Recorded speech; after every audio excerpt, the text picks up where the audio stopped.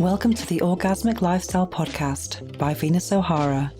I'm here to welcome you into the world of orgasmic living by hosting experts to discuss orgasmic topics such as nutrition, spirituality, personal development, sexuality, and much more. Here, we will offer lifestyle lessons that can help you lead a fulfilling, joyous, and orgasmic lifestyle. I'm your guide, Venus O'Hara.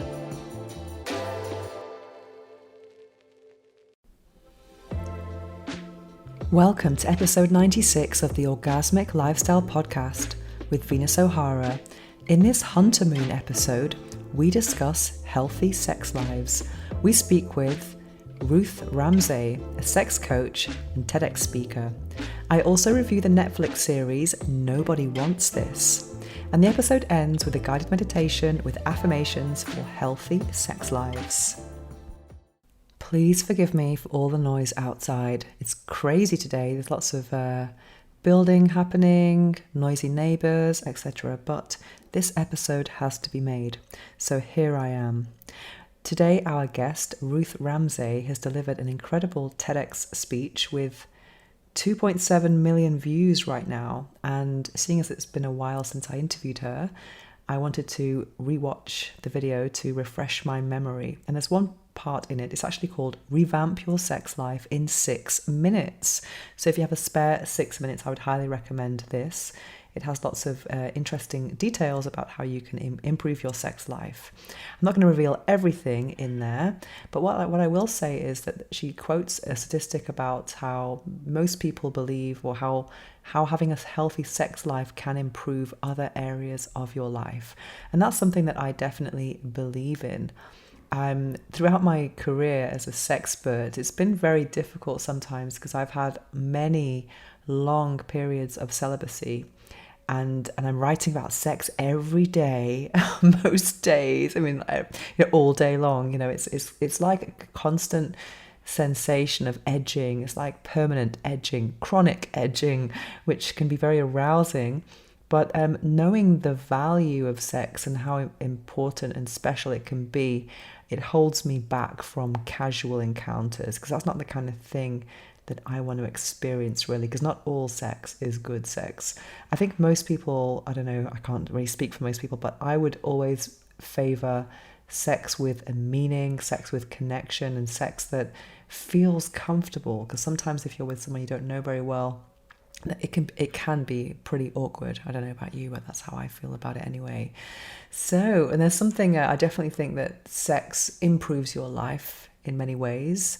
And it reminds me of a story that I wrote recently called Orgasmic Glow. And it's about how the effect of sex lasts longer than the orgasm. For example, even in a casual encounter, it can still give you this effect of just this, I don't know how to describe it, but I remember one time that this is the time I was kind of referring to in the story that I wrote called Orgasmic Glow, which will be on my website soon. It's about how even after the encounter, the next day you're kind of like walking lighter, bouncing down the street with a big smile on your face and just glowing. I remember I had an encounter with someone last year that gave me this glow, and all of my friends who were celibate at the time were so envious of me. In Spanish, there is an expression that says healthy envy, which is envy without the resentment. And it's just incredible how long that can last, the orgasmic glow, that feeling of just lightness.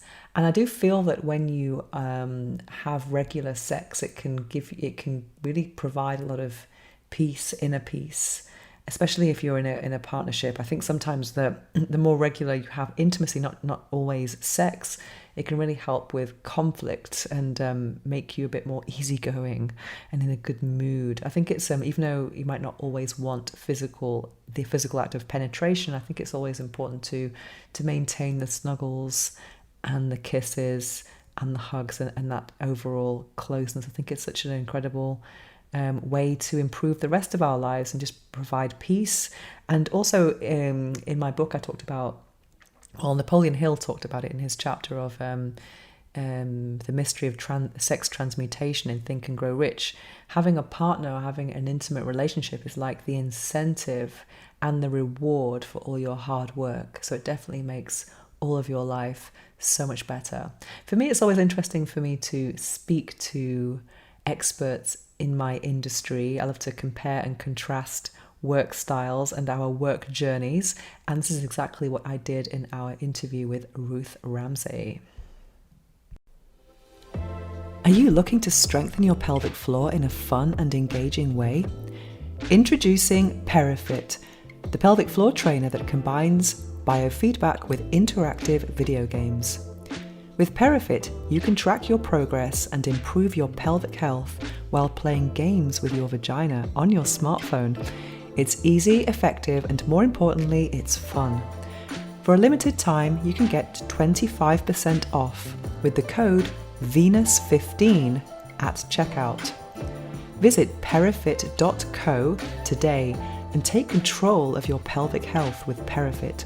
That's perifit.co and use the code Venus15 for 25% off. The link is also in the show notes below. Strengthen, play, and thrive with PeriFit. Disclaimer: consult your healthcare provider before starting any new fitness program. Now it's time for this episode's interview. We speak with Ruth Ramsay, a sex coach and TEDx speaker. Ruth Ramsay, welcome to the Orgasmic Lifestyle Podcast, where every day is a climax. Thank you so much for taking part in this interview today. I was very excited to interview you because we've been following each other for a long time. And it's actually when I saw your TED talk that I had the idea that I would like to speak to you, but more about that a bit later. So for those who are unfamiliar with your work, could you tell us what you do? Well, I spend my working time and some of my non-working time helping people have better sex lives, which is an amazing thing to be doing. Very much feels like my purpose here on Earth. So the way that that plays out work-wise is I'm an adult sex educator and coach. I run everything from 90-minute online webinars up to a 6-week course, and then work with clients one-to-one as well.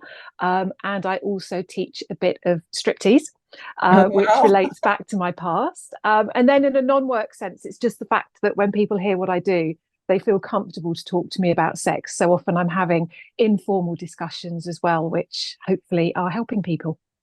So what inspired you to follow this path? Well, it all relates back to childhood, actually, when I had a fantasy of being a striptease artist. Oh, how come? That's interesting. Yeah, it's fascinating. Now, I can't pinpoint for sure where that came from. I know that from quite a young age, I was flicking through my mum and dad's Ian Fleming James Bond books, and there's some great striptease scenes in those. As a family, we were a fan of the Bond films, and you've got all the sexy dancing girls at the start. That was always my favourite part of a Bond film. And then my big sister was into heavy metal music. So when I was a little bit older, I was watching things like the music video to Motley Crue, Girls, Girls, Girls. My favourite film was Pretty Woman, which is sex work rather than striptease, but on that same kind of theme. I just felt incredibly drawn to that world. That was despite not having a boyfriend, never having been kissed till I was 18. So I had this fantasy of being a striptease artist, but at that point, I never dreamt that it would become a reality. From there, it did become a reality. I had worked hard at school. I was the first person in my family to have graduated from university. There'd been a lot of pressure on me academically. And my dream, other than being a stripper, was to be a journalist and to write about sex. So I'd done a journalism degree, gone into financial journalism as the first job I could get, but then moved into fashion journalism and had my eyes set on the big women's magazines. But then I saw an advert for London School of Striptease. And yeah, and at the grand old age of 26, at which point I thought, I'm far too old to be a striptease artist. But let's just go and explore this fantasy that I've had for so long. That then led to me becoming the first of the school students to go from beginner to actually working in the industry. That brought about 12 years of stripping, running events, activism around sex work, using my journalism skills, helping set up the first union in the UK for sex workers, also traveling around, running my own events, teaching striptease, modeling, all sorts of stuff for 12 years, which I absolutely loved every second of. Now, I left London to move in with my now husband, who lived out in the countryside in a house that he'd built with the two kids from his first marriage. Him coming to join me in London was not an option. So I hung up the high heels and moved out and became a personal fitness trainer instead, because there's a lot of similarities being a PT and being a stripper, but was not happy, was not fulfilled. And so after an appropriate period of time, so when my stepkids were old enough to know, hey, Ruth used to be a stripper, etc., I allowed myself to feel, okay, what do I need to feel fulfilled in life again? At that point, I didn't think going back into the kind of sexy space work-wise would be a possibility because of age, geography, etc. But so many people had said to me, you'd make a great life coach. I thought, okay, let's check this out. Did a 9-month coaching diploma. And shortly after that, someone who had been on the diploma, so knew everything that I'd learned, that we had learned about coaching. She also knew my history with striptease. She came to me and said, would you coach me about my sex life? She said, I can't even talk to my partner about sex, let alone friends. I feel very shy and inhibited around it, but because of your past, I know you won't be shocked, you won't judge me, you won't slut shame me. I think I could talk to you. Can you put together what we've just learned on this coaching diploma with that life experience? She didn't phrase it quite like this, but this is how it added up in my head. Would you coach me around sex? And that's when I had the amazing realization that this was how I was to continue what I now recognize to be my life's work, which is helping people have better sex lives. Amazing. So everything's kind of connected in this way. It probably didn't seem like that at the time, like I'm assuming. So how did the stripping, how did it meet with your expectations? Because you must have had these expectations from the fantasy. What's the difference between the fantasy and the reality? Interesting. I've never been asked that question before. I would say reality surpassed the fantasy because it continued for so long. I'd had this fantasy of being a striptease artist, but I'd never thought beyond imagining one night at a strip club, for example. And if someone had said to me, actually, this is something that you'll do full time for over a decade, and that you will absolutely love, I couldn't have imagined that. If someone had said to me, you will become a stripper one day, I would have imagined in between jobs 6 months at a strip club or something. So in that sense, the reality definitely surpassed the fantasy. And did you find that other people, your peers, were they as passionate about it? Because I have this assumption, maybe I'm wrong here, that people are getting into this space because they think they're getting easy money. That could just be for the financial rewards and not really because they really want to be a stripper. What was your experience of that? Well, before I answer, I should note that when I went into the industry, it was around 2002. So it was very different to how it is now. It was not being promoted as anything glamorous, certainly not any kind of career choice. Now we have, obviously on social media, etc., girls and people of all genders are going into it thinking it's going to be glamorous, sexy, I'm going to make loads of money. It wasn't quite the same back then because it was so much more underground. And I think to go into it, you had to either feel genuinely passionately drawn towards it, or you already knew someone who was doing it. That was a route in for lots of performers, to already know someone and know the realities of it. Or you were short on options and desperately needed some quick money. But I would say on reflection, it's like any other work. You could go into a TV studio and find a percentage of people who love their work, are passionate about it, and feel this is where they're meant to be. A big middle proportion of people who are like, well, I had the skills, I need a job, I enjoy it. There's good sides, bad sides, but I'd move on if my actual life stream were proposed to me. And then you'll have a proportion of people who say, oh, I'd give this up tomorrow. I hate it, but it's work and I need the money. So certainly there were plenty of people like me who absolutely loved it. Amazing. And you said some of the similarities between a personal trainer and a stripper. Could you highlight Mm, those for mm. us? Well, something that I loved about striptease and about personal training and about coaching now is that I like to get kind of to the point. I like to get to the deep nitty gritty of stuff with people.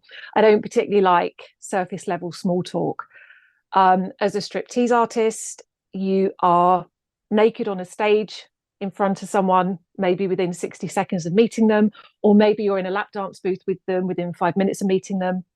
And it's about creating a comfort level and a safe space very, very quickly with someone. As a personal trainer, you meet someone, maybe they've been into the gym for a 15-minute chat beforehand, but then once you start the session, you are in what I consider to be an intimate space with them quickly. They're vulnerable, they're sweating in front of you. And as a coach, very, very quickly, particularly with my topic, within 3 minutes of starting to speak to someone, they might be telling me things that they've never told me before. So it's that instant intimacy, and the requirement for me to create a safe held space very quickly. That's what I enjoy. That resonates with me a lot of the because people always assume, or they ask me questions like how do people react to your work, and for me, people assume there's lots of judgment, which there probably is a little bit, but the biggest gift is the people who don't know me, they just open up. Isn't that incredible? I mean, I'm sure you experience people who tell you who tell you things they've never told their best friend or their partner, Yeah, and they perceive you as an open-minded, non-judgmental person. That's such a gift. Has that been your experience as well? absolutely. Yes, the number of times I've heard I've never told anybody this, dot, dot, dot. Mhm. I'm sure it's the same for you. Yeah, it's Yeah. amazing. So tell us about your TED Talks. I watched your TED Talk a few months ago, and I absolutely loved it. The title was very attention grabbing. Could you tell us about Mhm. that? So the title is Revamp Your Sex Life in 6 Minutes. Hmm. When we were crafting the title, I was adamant that in 6 minutes needed to be in there Hmm. because we know from research that people have shorter and shorter and shorter attention spans. People are busy. I found myself, as I was watching hundreds of TED Talks in my preparation for mine, that if a talk was over a certain amount of time, I thought, oh, I haven't got time to watch that. But the shorter talks get more views. So I wanted to get in 6 minutes in there. Actually, as we record this today, it's the 1 year anniversary of the talk going live on YouTube. Hmm. And as of yesterday, it has 2.5 million views. Amazing. Yeah, mind blowing. I always wanted, right from the start of the coaching, um, to have an impact on as many people's lives as possible, a positive impact, obviously. When I was working with a business coach at the start, it was a case of no, you need to target single, high income, high investment clients. That's the way you build the business. Do that first. But I've always felt very, very passionately that I didn't want people's financial status to impact whether they could benefit from my work. So I'd imagined maybe one day I'll write a book priced at $9.99 or whatever it might be. But the TEDx talk obviously has just fulfilled that dream for me on a scale that I literally never could have even fantasized about. Tell us about the actual contents of the talk then, the message. Mm, mm. Well, when I had the opportunity to pitch to do a talk, I thought back over all of the feedback I've had from people who've done my 8-week course, feedback I've had from one-to-one clients, and things that I have seen as I've been talking to people about sex. What is it that has had that biggest instant light bulb moment for the people I'm speaking to? What is it that people have said to me afterwards? Oh, out of everything on the Passionate program, which is my course, this was the biggest thing. And the idea of treating sex as a hobby was that number one thing. And with TED and TEDx, the strapline is ideas worth sharing. So it needed to be something very easily and quickly understandable, but then also could easily be shared with other people. The idea of treating sex as a hobby carries with it so many kind of meanings and actions that we can take. So I explain in the talk that we want to, how we would address a hobby. First of all, we'd make time for it. So in the talk, so we actually schedule. Should we yeah, schedule stuff? yeah. So in the talk, I compare sex to tennis. Okay. One of the reasons I chose tennis is apparently it's the same word in every language, and anybody who hears that word can picture what I mean. So a more accurate metaphor might have been some kind of partner dancing, for example, but not everybody hearing or watching the talk could necessarily picture it, whereas tennis, everyone can picture. So I explain, if we wanted to get better at tennis, the first thing we would do would be schedule time for it. We would educate ourselves about it. If we already felt we were experts, we would still seek to keep learning. We would look for inspiration. We might buy specialist equipment. If there was a physical problem which impacted whether we could play, we would not hesitate to seek medical advice. And crucially, we would talk about it with people. And if we view sex, but for sex, we kind of do the opposite. We don't talk about it. We don't schedule it because we believe the myth that it must be spontaneous. We don't seek to learn about it. It should be natural. So often I speak to people who've got some kind of physical problem or worry that's impacting their sex lives, but they're too embarrassed to go to a doctor, etc., etc. So if instead we treat sex as a hobby and we do make time for it, we do talk about it, we seek to learn about it. If there's a problem, we address that. If we treat it in that way, we have more and better sex, which is fundamentally what people want. Then towards the end of the talk, I make the point that if we treat it as a hobby, it opens the door to recognition that everybody should have a right to it. It opens the door to diversity. There's all sorts of other ramifications of thinking of it as a hobby. Yeah, that was really interesting. And something that surprised me in my work is the lack of curiosity about it, because it's such an important part of life. And there's so many resources online, but people just want to they kind of ignore that. And I think I interviewed someone once, I can't remember who it was. They talked about how most sexual encounters happen when people are drunk. And that can really impair, it can really affect, how confident you feel. And yeah, people don't really talk about these issues. They'd rather talk to, Google things or speak about friends or even just cross their fingers. It's really curious because it is the foundation of life. Like our personal life decisions are made based on sexuality and attraction and things like that. Yeah, yeah. I think it's the message that if sex is right, if we're with the right person, particularly, if you're in love with someone, it should be easy and natural. We shouldn't need to speak about it. Desire should arise spontaneously. I think that's why that holds people back from seeking to actively learn about it and talk about it. And therefore, if things aren't good, they think something must be wrong with me or something's wrong in my dynamic with my partner. Whereas, as you know, if we do actually get curious and learn, then that has a massive impact. Yeah, I was brought up in a Catholic school, so my sex education was 1 hour. That was but I was fortunately I was sort of More magazine. Do you remember More magazine? Absolutely, I loved More magazine. Position of the fortnight. Smart girls get more. That was my sex education. I was so curious, and I was always wanting to learn. Well, it started off with Just 17.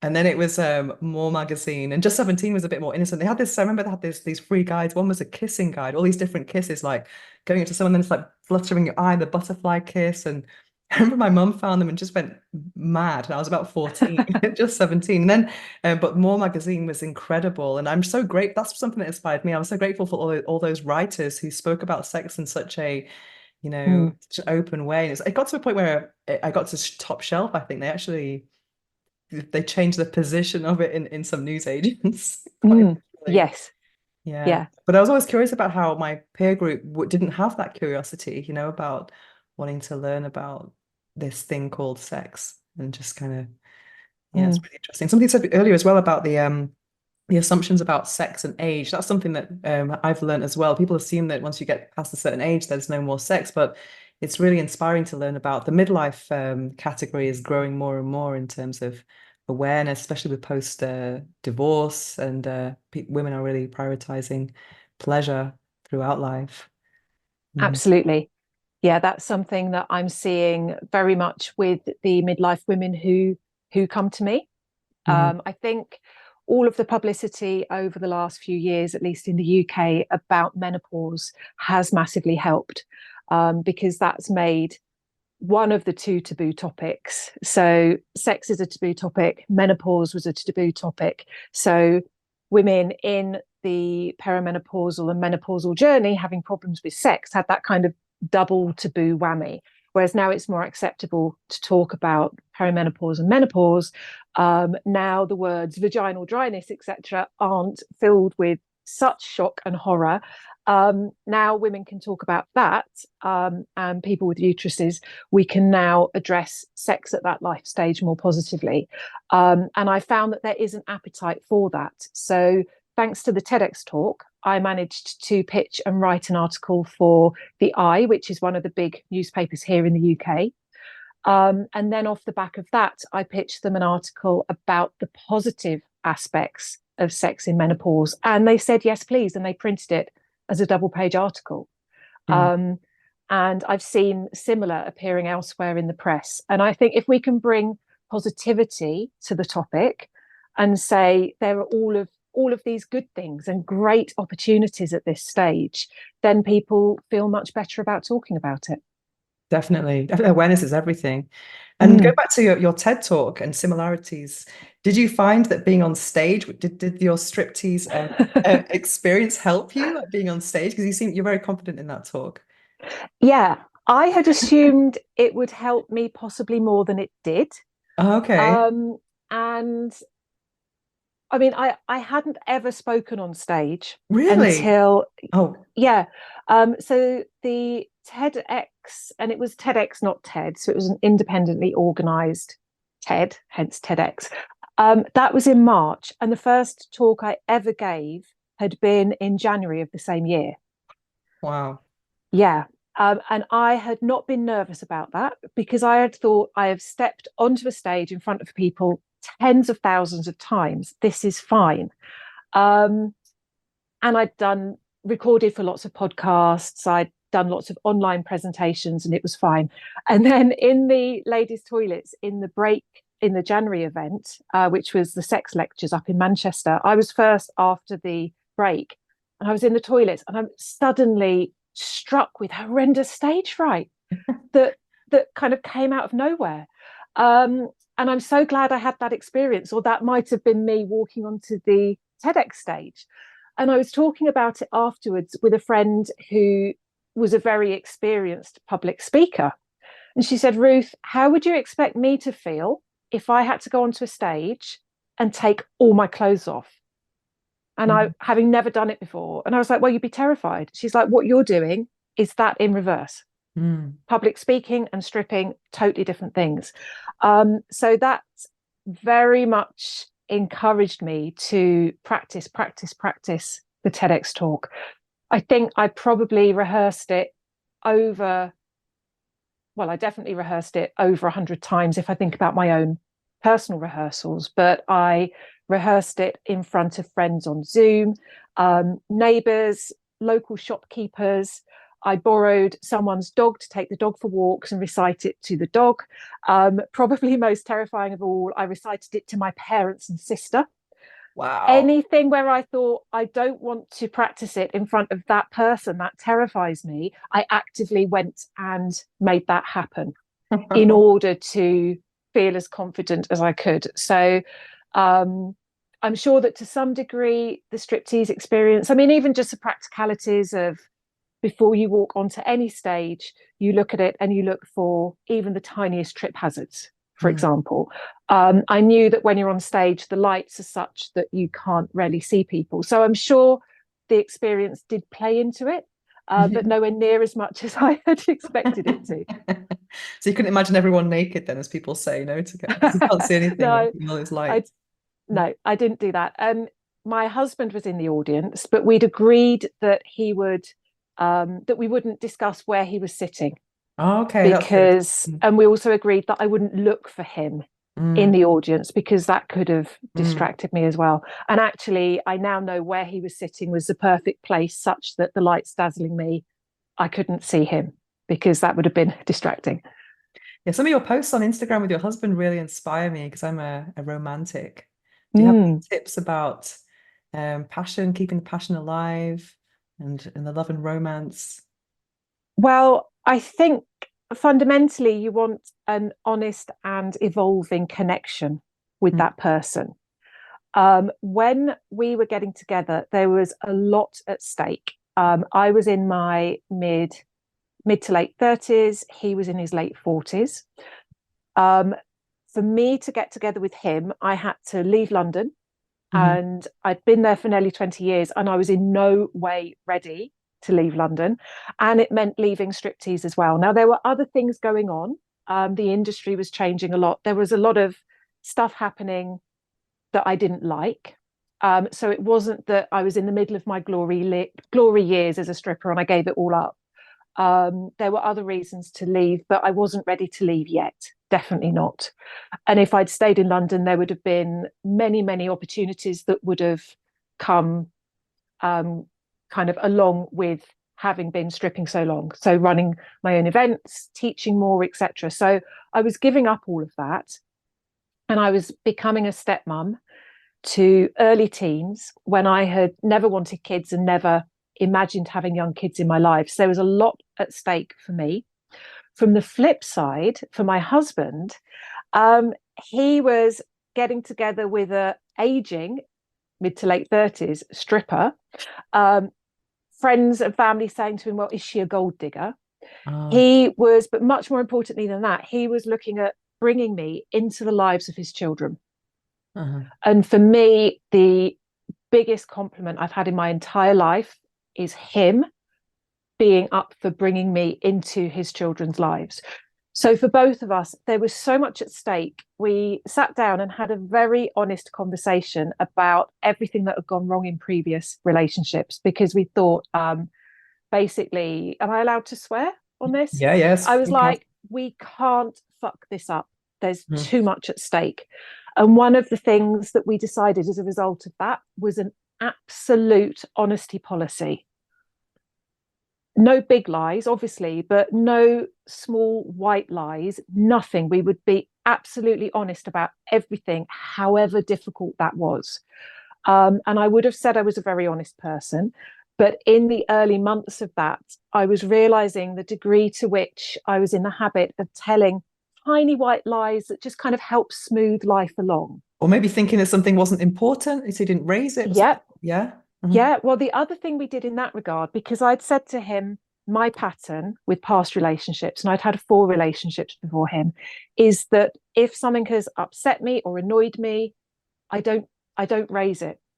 Mm. I just keep quiet about it. And then typically about 2.5 years in, and also I'll go, oh, let me do that for you. I'll do that for you. I'll do that for you. I'll do that for you. And after about 2 years, I go, why the fuck am I doing everything? Oh, and by the way, this thing 6 months ago and this thing 9 months Mm. ago. And it was not nice to admit that. As I say, it was a conversation where we got like really ugly with each other. But we decided from that, or my husband's idea, he said, every month, let's have a kind of relationship MOT where it's a chance to raise all of these things. And together we came up with a list of questions, Mm. including things like hygiene, for example, finances, how much time we were having together. But then we built in positive things as well. So what from the last month has actually meant the most positively. And we just learned so much. So it might have been, maybe it was my birthday month, but reflecting on it, what meant the most wasn't the wonderful gift he'd got me and all the fuss he'd made.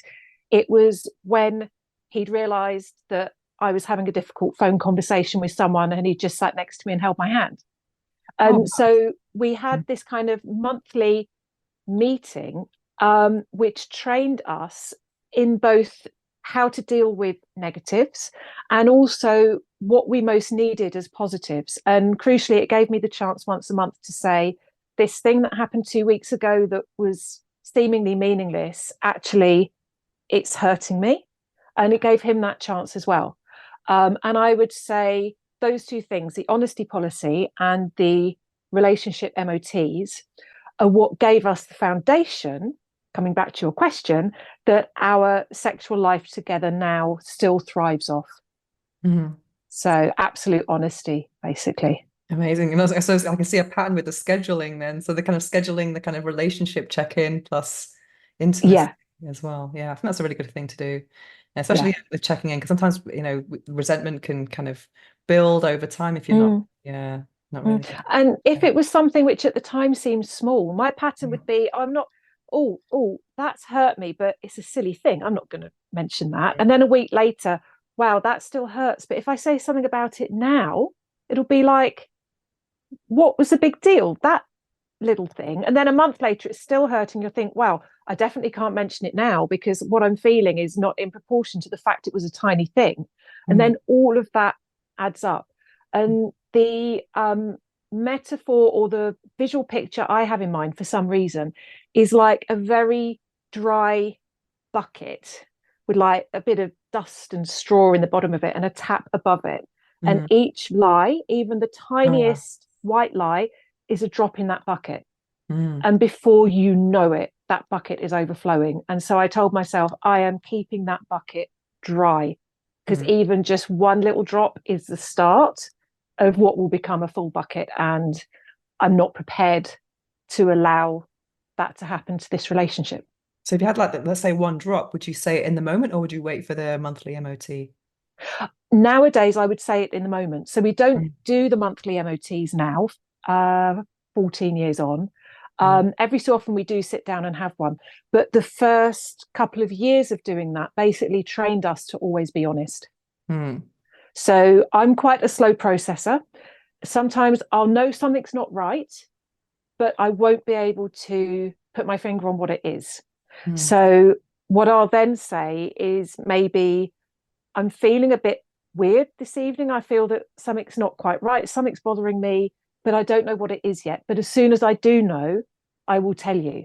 Mm. And then once it's unraveled, so maybe an evening, 2 evenings later, I might go, oh, when you said that thing or when you reacted in this way to that, I think that's what had made me feel how I was feeling.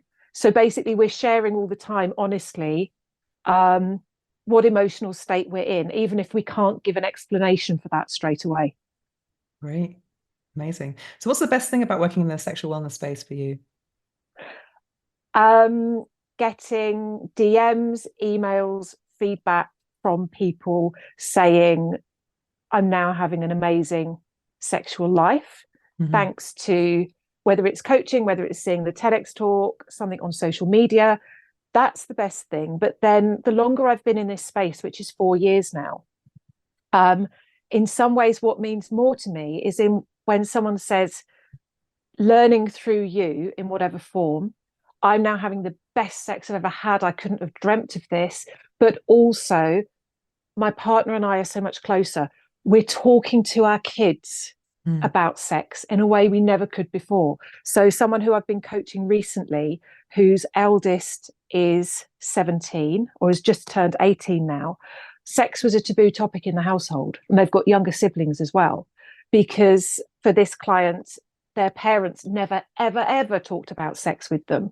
But through working with me, they've become much, much more confident, much more knowledgeable, and they've seen the benefits of being open about this. And so they've now been able to sit down with their spouse and talk to their children about it. And particularly their 17-year-old, now 18, has Mm. just embarked on their first relationship, which is becoming sexual. And so this client has said to me, the fact that he has actually come to me to talk about these things. And she said, 6 months ago, before I'd started working with you, I know he couldn't have done that because we'd never talked about sex with him.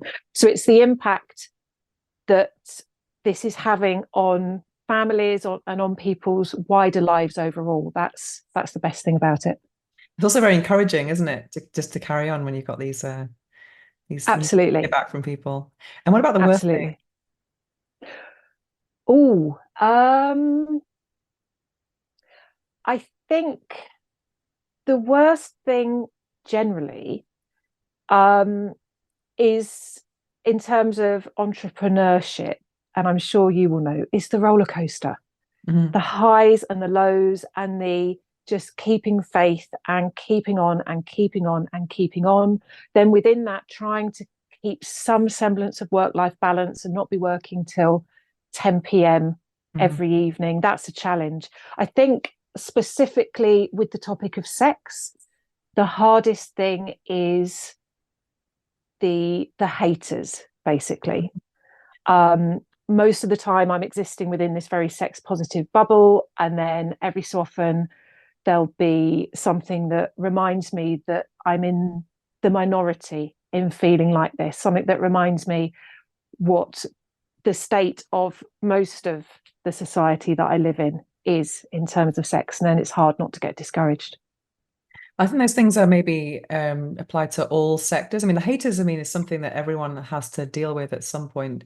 Mm, In any type of topic that we talk about. But I have a very different idea about how to approach that. I think haters are a sign of success, and sometimes mm, those comments they inspire more new content than mm. the positive comments sometimes, because then you can Yeah, gives you an opportunity to kind of explain a bit more about addressing that whatever their point. yeah, Yeah. yeah. I think for me, it's not the impact on me personally.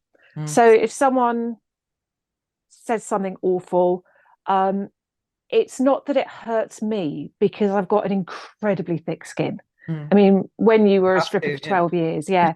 But it's the reminder some people still think like this. Mm, yeah. That's what upsets me. Mm. That's there's work to do then. There's a lot of work to do. Yes, yeah. Definitely. I think for me, one something that I've found is when I was a student, I was a waitress, and that's to get some extra money. But I always Mm. promised myself I'm never going to work in a pizza place because I don't want to ruin pizza. I do think sometimes my sex life, not now, but like in previous eras, that it was probably better before I became a sexual wellness content creator, because I had many long droughts periods, and I'm writing about sex all day, and I'm like not having it for 6 months because I found it more challenging to meet people who weren't intimidated. I mean, you Mm. find that in your previous life before your husband, it was like harder to sometimes people are like very I think it was hard to find people who were up for seeing the real me, yeah, exactly, yeah. because everyone assumed I was this 24/7 sex Yeah. vixen, oh, she's a stripper. Yeah, And the challenge when you're in that world is finding someone who's happy to see you slobbing on the sofa in a tracksuit. exactly. For me, I'd say the same, Yeah, like hoodie and no makeup. That's the real me.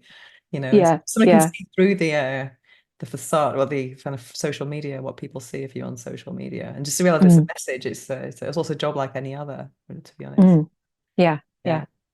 yeah. So what are you working on at the moment? You have a new course, is that correct? Tell us about your Um, course.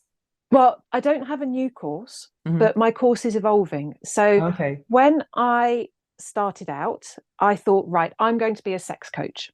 Hmm. But then what I discovered so quickly, which I'm sure you will have done as well, was the extent of the lack of education that people had. So one of the many jobs I had when I was in the sort of stripping sexy world was reviewing books and toys and films and all sorts. And I'd read um, several of the kind of early self-help and instructional sex books, such as Dr. Ian Kerner, She Comes First. So I reviewed that when it came out, which I'm guessing now, but I would say was around 2008. And that taught me about my own anatomy. Until that point, I thought I took too long to orgasm. I read that book and realized that I was normal. So that and other things that I'd read, I was clued up around these things. But then when I started coaching, I would be, for example, coaching a couple where she wanted to experience more pleasure in bed. And I would gradually realize she actually doesn't know the structure of the clitoris. Well, they don't know the structure of the clitoris. And I kept finding that clients needed education before they could be ready for coaching. The other thing that I had vastly underestimated, coming from the background I did, was how difficult people find it to talk about sex. So what I then found I did, partly also thanks to an amazing year-long business mastermind I was on, was I thought, right, let's put together an educational course, but that also has the opportunity within it for people to take what they're learning, apply it to themselves, and create action steps. I kind of call it guided self-coaching. I wanted to go one step beyond, listen to this, okay, now we're done. So I created the first version of the Passionate program, seeking to combine those things, the education and the time and space during the workshops, not afterwards as homework, because people don't necessarily get round to it, but during the workshops to say, okay, I've learned this, I've heard these examples. Now, how does this apply to me in my unique life? And so that course has been running now we're in the 4th year. Wow. And it's about to become an instantly available course. So I've always run it in cohorts. I've run it 3 times a year. But literally one of the tasks this week, as we're recording this, is we're in the process of making it instant access so that somebody who wants and needs it can have it straight away. So certainly by the time this is broadcast, anybody who thinks I need this can go online and start straight away. Amazing. There's a big industry now on online courses, so it's great to take advantage, especially with a topic like we don't have enough education on it. So huge opportunity. Absolutely. Yeah. A couple of questions I ask all of my guests. What is the book that changed your life? I think for me, it was, let me think, this was before the sex coaching. I went to Mind, Body, Spirit show at Olympia in London. I've heard of that. Is it really good? I've seen it on Instagram. Personally, I've not particularly enjoyed the show. I've been there that one time as a member of the public, and I've also been there as a speaker. And it's not for me. Some people love it and it's for them. It's not for me. But that first time that I went, I'd been invited, actually. I remember now, the reason I went was I was working as a personal trainer, and I had a friend who'd launched a yoga leggings brand, and she had a stand at Mind, Body, Spirit. And she said, I'll give you a free pass to come along. And I'd had a look around everything. There was nothing particularly that I wanted to buy or get involved in. But in the center of the show, they have a big bookshop, sort of open plan bookshop. And I thought, right, I am going to buy myself a book. I'm not going to leave here open handed. And I spotted Gabby Bernstein, The Universe Has Your Back. Oh, wow. Yeah. I'd never read anything like that before. I didn't have any particular religious or spiritual faith. It wasn't something I'd thought about since I was in my early teens. But the back of the book sounded intriguing, and it was quite a lightweight, small book. I thought, I'll give this a go. And that definitely changed my life. I wouldn't say that it gave me any kind of specific spiritual faith that has endured, but it did it did teach me a faith that there is something bigger than this, and that there is a path, that there is more than just us, that there is a path. But the most important thing was mindset wise. So around that exact time, we were moving house. We'd had a big business failure with the first business my husband and I had together. We basically lost everything, and we had to sell the family home. But I had seen a house that I'd fallen instantly in love with, that just felt so right, that was available to buy straight away. In order to secure that house, our house wasn't even on the market yet, and it was a very risky house to sell. In order to secure the place I'd fallen in love with, we had to take out a bridging loan. So we had to borrow the money to buy that one before we'd sold the original one. And it was £2,000 interest a month. So the pressure was on. Now, prior to reading the book, I was the kind of person who would have imagined worst case scenarios, stress, very much a worst case scenario kind of person in some ways. But because of the book, I thought, no, I believe that this is the right path. I saw that new house, which is the one I'm speaking to you from now, and I knew this is meant to be. I'm choosing to have faith in the universe that this is a path and it will all work out. And I was totally relaxed. The very, very few people we told about the bridging loan and the interest were freaking out on our behalf. Oh my God, what if you don't sell? That house is going to be so difficult to sell. What if no one comes along? And I was just serene. And we did sell. In 6 months, we sold. And I could have spent those 6 months tearing my hair out and not sleeping for fear of what if we didn't sell. As it was an easy, joyful 6 months.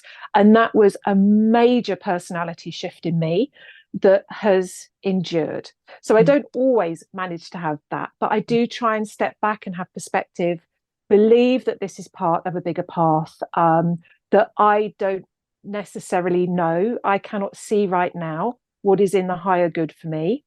And just basically to chill the fuck out a bit and trust that it's all okay. And That's that all amazing. started with that book. I think I might add that to my list. It sounds good. And what about the quote or affirmation that you live by? Do you have a phrase that you Well, live I knew you were going to ask me this by? one. And the one that kept coming to mind is actually related to my business, but it's become bigger than that. So back when I was starting out with the sex coaching, I read something which I think maybe was Tony Robbins, which said when you're starting a business, you will overestimate what you can achieve in the first year, but you'll underestimate what you can achieve in the first 5 years. And I very, very much took that to heart, and setting goals and things for the business in terms of how long things would take. And that, like, not feeling frustrated when things weren't happening quickly. I just kept thinking, just breathe, think about the 5 years, not the 1 year. And for me, 5 years will be, it's about 10 months away. It's late winter next year is my 5 year point. And if someone had said to me after 1 year, 4 years from now, you'll have a TEDx talk with 2.5 million views, I certainly couldn't have imagined that. And I try to kind of apply that to other things in life as well now. Things take longer than we think. So combine those two things, have a longer view and chill out and believe that it will happen. Put the work in, obviously, but things will happen when they're meant to, and when they're meant to will be on a longer time frame than what you initially expect. Definitely, that's a great advice. And so where can people find you?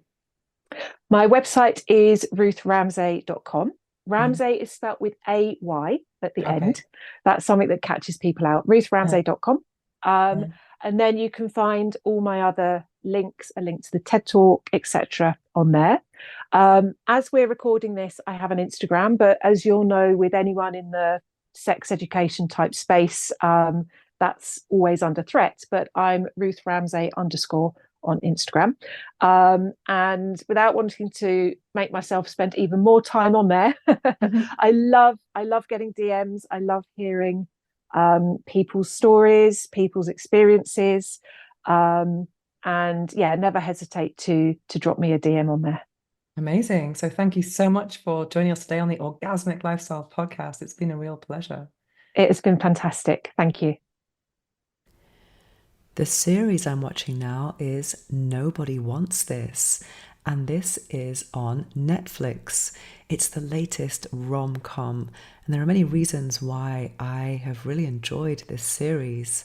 It's not perfect. Well, nothing is, of course, but it focuses on two sisters who are sex podcasters. So, of course, as a sex podcaster myself, I was very intrigued. And I do love a love story. I might have shared with you before, but for me, Netflix is not a waste of time. I'm very mindful about the content that I consume on there to make sure that it's actually adding value to my life. I always avoid things that have adjectives such as suspense, thriller, drama, or something that has violence in. I don't like to put that kind of informational content into my brain before sleep. I don't like how violence is normalized on Netflix or any other streaming platform, on TV, etc. I'm always looking for things that are focused on spirituality, wellness, sexuality, and relationships, the same topics that we have on this podcast. And the fact that it was focusing on sex podcasters was obviously very intriguing for me, because as I've been a sexual wellness content creator for 15 years, I've had to deal with a lot of judgment. I've had to deal with stigma.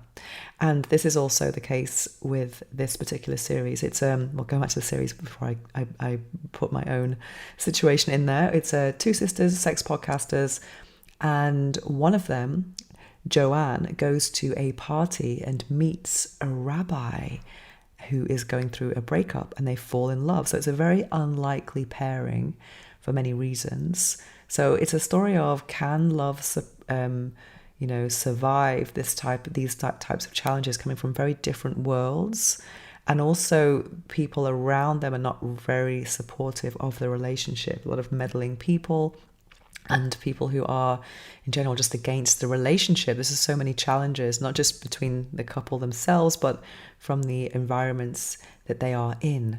And as a romantic, I like to believe that love can conquer all, but sometimes it can't.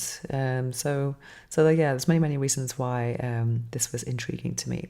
But going back to the sex podcaster thing, well, it was interesting to see how people were quite judgmental of her, Joanne, in the series, and I've had to deal with that as well. But what happens more than often is actually people perceive me as being someone who is non-judgmental and open-minded, and they think that is a license to share their secrets with me, which is very flattering. It's not always desired, but for the most part, I feel incredibly flattered that sometimes I can meet someone in a presentation that I'm doing, or even at my co-working, and people are telling me these deep secrets that they haven't told their partners, haven't told their best friends or family, and they are entrusting me with some very intimate information, such as if they're having an affair or they haven't had an orgasm, things like that. And I'm like, wow. And it really makes me see how this type of content is necessary. I mean, some people do find it frivolous, vulgar, but it's actually one of the most important parts of our lives that we don't talk about enough. So that's something that was also expressed in this series, but also with a large chunk of judgment as well. So I think when we take this path, it can seem like a lot of fun, which it is for the most part, but it does. There is a price to pay, so you have to be very passionate about it. And also, she was interviewing sex therapists, authors, and who else? Yeah, sex therapists, authors, and then also reviewing sex toys, which obviously is very close to my own life. But what I really loved about this as well is that it's showing how we have advanced, or attitudes towards sexuality and sexual content are really changing. And it seems to have something like this in the mainstream, for me, is very, it's very, how would I say it? It's just promising. It's very stimulating, promising. It makes me very hopeful for the future, for my own career prospects as well. It just, because sometimes it can feel like this very niche topic, but then at the same time, it's good to see that the more mainstream things become, the more possibilities there are professionally speaking, which is wonderful. And it's interesting because this particular format in their sex podcast, it was two sisters, and they're documenting their dating lives in real time. And that is something I would never do. And I think sometimes people perceive my content as being very intimate, and that I'm sharing something very private. However, if you have been I have shared a lot of private things, but I never share my life in real time. That is something that has become very sacred for me. I don't want to have a running commentary of my personal life at any point. I prefer to focus on the things that I'm feeling or the things that I've learned, and convert those things into content that can hopefully inspire other people. I think that's still it's still helpful. I don't want to document my dating life or anything like that, because I also think about the people who are in my life, and I want to respect their privacy, because I think I spoke about in the last episode when I was reviewing the book Green Lights by Matthew McConaughey. The more public you become, the more sacred your private life becomes as well. Another aspect of the podcasting plot which intrigued me was that the two sisters were negotiating a big deal with Spotify. So that's something I would really like to do one day, is to kind of take this podcast and grow it as a business. We've had sponsors on here, but I want to take it into a whole other realm of growth, which seems very exciting. But one thing I didn't like about this series in particular was when they had this very important meeting. Imagine you've been working on your craft, your art for such a long time, and then you land a meeting with something like Spotify, an organization like Spotify, who can potentially change your life and give you the boost you've been craving for such a long time. And then you go on a date with the guy you're in love with. I think that's crazy. I think that sends a very bad message to anyone, really. I think love is nice, but I think we have to prioritize our own bread and butter and our own livelihoods. I think that's the first thing. I would never sacrifice my career for love. I think that's something I didn't quite like here. But one thing was great about it, we're going to the more loving romantic side, was really nice to see how this couple overcame the challenges, because it wasn't perfect. It wasn't a smooth ride by any means. But I do believe that once there is this desire or intention to be with someone, I think that is the most important thing, and you can kind of work everything else out. It can be very challenging, of course, when your families and friends don't support it. That can really go against you as well. But I've just seen there's going to be a season 2, I think, as well. So we'll see what happens in that season. That'll be very interesting to see. But the chemistry between the actors was amazing as well. It was really cool. And at first I thought it was kind of like one of those series that's so bad it's good. But there were some lucid moments in the script writing which were quite enjoyable. But yeah, it's good for those romantics out there. And you don't have to be a sex podcaster like myself to enjoy this. So if you want to watch something that's going to be like pure escapism and these autumn evenings, then I would definitely recommend Nobody Wants This on Netflix. Now it's time to slow things down as we prepare for this episode's guided affirmations meditation. It's probably not a good idea to listen to this while driving or operating machinery. Instead, take a break from whatever you're doing, get comfortable, take a deep breath, and enjoy.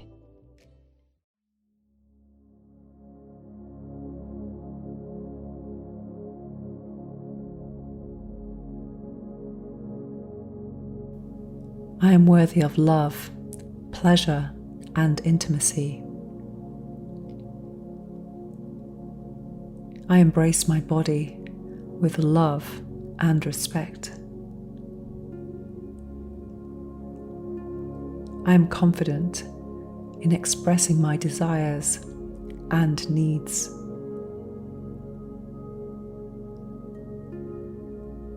My sexuality is a beautiful and natural part of who I am. I am present and fully engaged in moments of intimacy. My relationship is built on trust, respect, and mutual desire. I am grateful for my healthy sex life. I am worthy of love, pleasure, and intimacy. I embrace my body with love and respect. I honor my boundaries and communicate them with ease.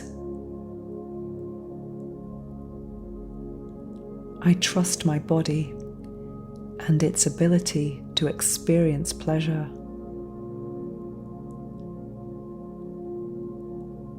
I feel safe, loved, and respected in my intimate relationships. I deserve a relationship that brings me emotional and physical satisfaction. I am grateful for my healthy sex life. I am worthy of love, pleasure, and intimacy. I embrace my body with love and respect. I feel empowered by my sexual choices. I release shame and fully accept my sexual self. I attract a partner who honors my needs, desires, and boundaries. I am open to exploring new dimensions of intimacy with my partner.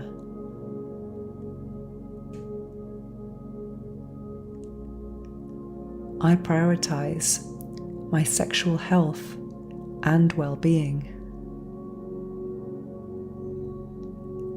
I am grateful for my healthy sex life. I am worthy of love, pleasure, and intimacy. I embrace my body with love and respect. I allow myself to experience joy, passion, and connection. I celebrate my body and its capacity for pleasure.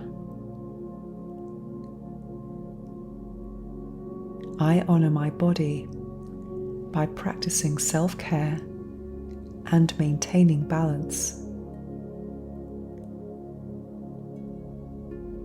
My sexual health is important, and I take care of myself physically and emotionally. I am grateful for my healthy sex life. I am worthy of love, pleasure, and intimacy. I embrace my body with love and respect. I create deep, loving connections with my partner.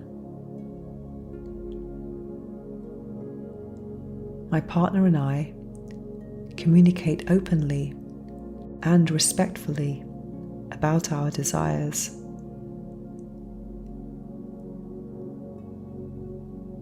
I am free of guilt or shame when expressing my sexuality. I am grateful for the positive energy and pleasure in my life. I am grateful for my healthy sex life.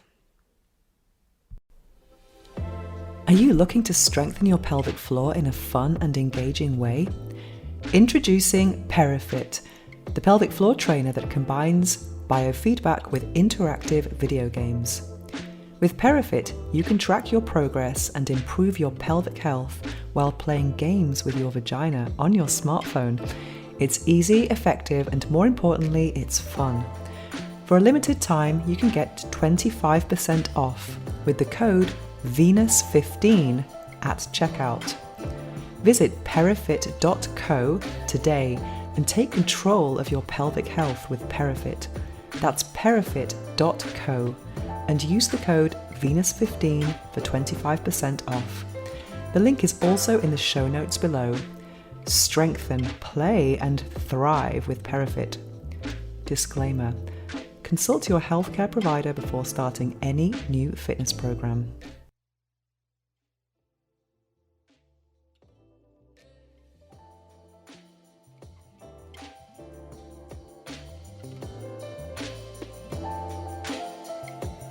To find out more about me and my orgasmic lifestyle, visit venusohara.org or follow me on Instagram at instagram.com/venusohara.